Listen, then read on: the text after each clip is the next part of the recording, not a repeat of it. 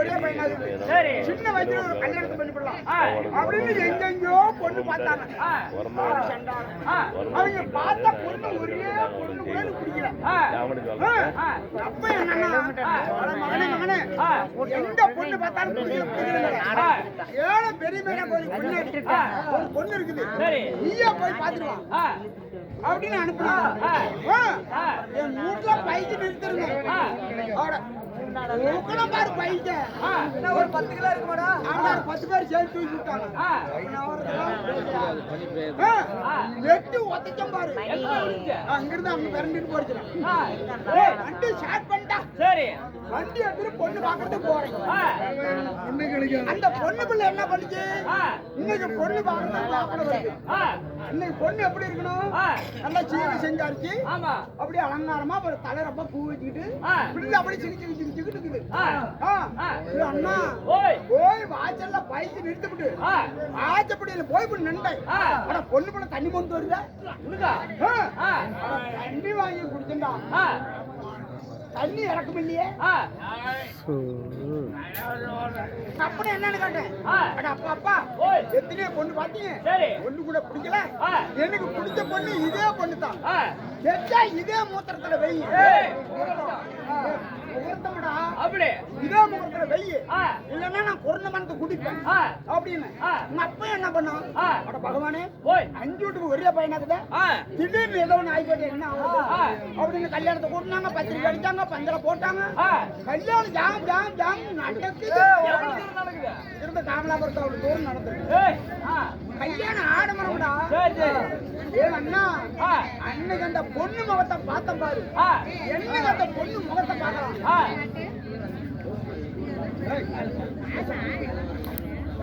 என்னைக்கு அந்த பொண்ணு முகத்தை பார்ப்போம் என்னைக்கு அந்த பொண்ணு கடத்துல தாலி கட்டுவோம் அப்படின்னு ஞாபகம் வர அந்த பொண்ணு மேலே இருக்குது விடிஞ்சா முகூர்த்தம் பொண்ணு கூட்டிட்டு வந்தாங்க அண்ணா நம்ம ஜாதி வளமுறை பிரகாரம் பொண்ணு எங்க உட்கார வச்சு அழைப்பாங்க ஒரு மாரியா கோயிலோ விநாயகர் கோயிலோ அப்படி ஒரு மாரியா கோயிலோ ஒரு பிள்ளையார் கோயிலோ உட்கார வச்சு பொண்ணு அழைச்சிட்டு வருவாங்க ஆமா பொண்ணு பாய போட்டு உட்கார வச்சிருந்தாங்க சரி நாங்க பொண்ணு அழைக்க போறோம் அண்ணா இவங்க எல்லாத்தையும் ஒதுக்கிட்டு ஓடுறேன்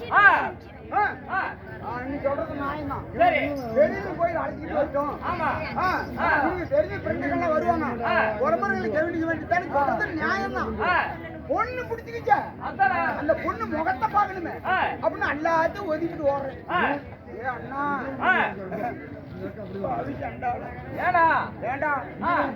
அந்த பாய் மேல உக்காந்துக்கிட்டு இருக்கிற பொண்ணு ராத்திரியோட அரியா குழந்தை உக்காந்துக்கிட்டு இருக்கிறா பாத்து பொண்ணு ஆடுறா அன்னைக்கு நான் பார்த்து பொண்ணா அன்னைக்கு நான் பார்த்த பொண்ணு எங்க மாமியாடா அப்புறம் எனக்கு என்ன தெரியும் மாமியானு முடிஞ்ச முகூர்த்தம் புள்ள கடத்தால தாலி கட்டிவிட்டேன் முகூர்த்தம் முடிஞ்ச உடனே எங்க கூட்டு போவாங்க எங்க மாமியார் விட்டு கூட்டு போனாங்க எங்க மாமியார் விட்டு எனக்கு சந்தன எங்க மாமியார் என்ன பண்ணா சரி பொண்ணு மாப்பிள்ள வீட்டுல இருக்குது ஏதோ சந்தை செலவு செஞ்சுக்கிட்டு வந்து ஏதோ பலகார கலகார சுட்டு போடலாம் அப்படின்னு சந்தை கூடி எடுத்து கத்தரை வச்சுக்கிட்டு எங்க மாமியார் எங்க மாமனார் சந்தைக்கு புறப்படுறாங்க நான் ரொம்ப பெருமையா இருக்கிறேன்டா இன்னைக்கு புள்ள அரியா பிள்ளை இருந்தாலும் சரி மாமியார் மாமனார் வீட்டு விட்டு தாண்டிட்டோம் ஏதோ பிள்ளை கொஞ்சம் இறங்கி பார்க்கலாம் அப்படின்னு ஆசை பெருமையா இருக்கிறேன்டா சரி அண்ணா எங்க மாமியா என்ன விட பெரிய கெட்டிக்காரி இந்த வேலையில எங்க மாமனார் அங்க பைச்சாப்புல சரி என்னன்னு வீட்டு கொடியாரான் ஐயோ பையன் வயசு பையன் ஆமா பிள்ளை அரியா பிள்ளையா இருக்குது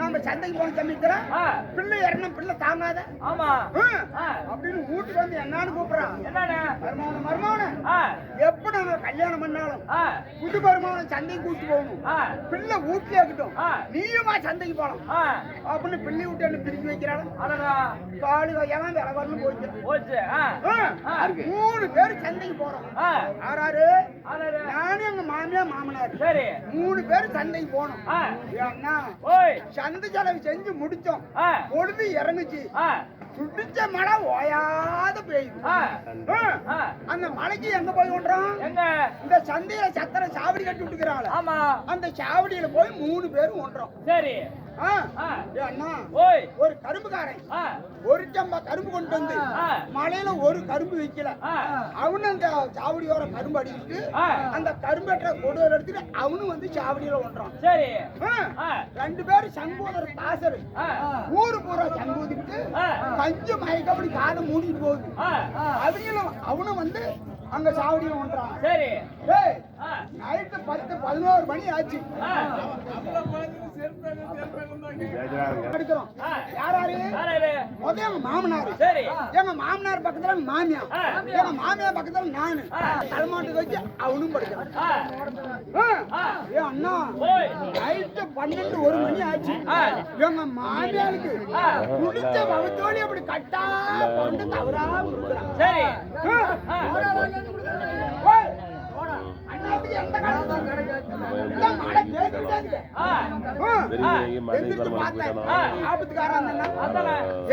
மாமியார் காமாட்டில் உட்காந்து அப்படியே கழுத்துக்கிட்டு நீவிக்கிட்டு வந்தேன்.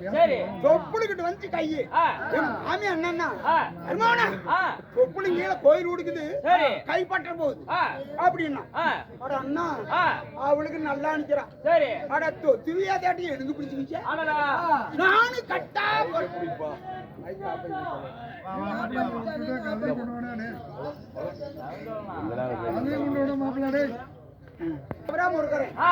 எங்க மாமியா பார்த்தா மருமகன் நம்ம வகுத்தோடி நல்லா பண்ணானே, மருமகன் வகுத்தோடி நாம நல்லா பண்ணா அப்படின்னு ஏன் காமாட்டில இருந்துச்சு உட்காந்து அப்படியே கழுத்துக்கிட்டு நீந்திக்கிட்டு வந்தான். நான் என்னன்னு அத்தா தொப்புளு கீழே கிடக்குது கைப்பற்ற போகுது அப்படின்னு. ஆனா ஒரு ஒய்வு சொல்லுது. எங்க மாமியா என்னன்னா மருமகன உன் மாமனாரு குறை கூட்டு தூங்குறான் பெரிய மனுஷன் என் கோயில் வீடு சும்மாதுக்கு உன் சிலையை எடுத்தா கோயில் வீட்டுல வைங்க அப்படின்னா அண்ணா இந்த சங்கூதர் தாத்தர் என்ன தெரிஞ்சுக்கிட்டாங்க. ஓ நாங்களும் ஊர் பூரா சங்கூதி கஞ்சி இல்லாத வந்துக்கிறோம். எங்க புதுசா செலவு பண்ணிட்டு வந்து கோயில்ல வைப்பாங்க. நாம சங்குவாத்தியம்னா ஏதோ கொஞ்சம் பொங்கச்சோறு கிடைக்கும் அப்படின்னு போய் சுட்டானா சங்குவாத்தி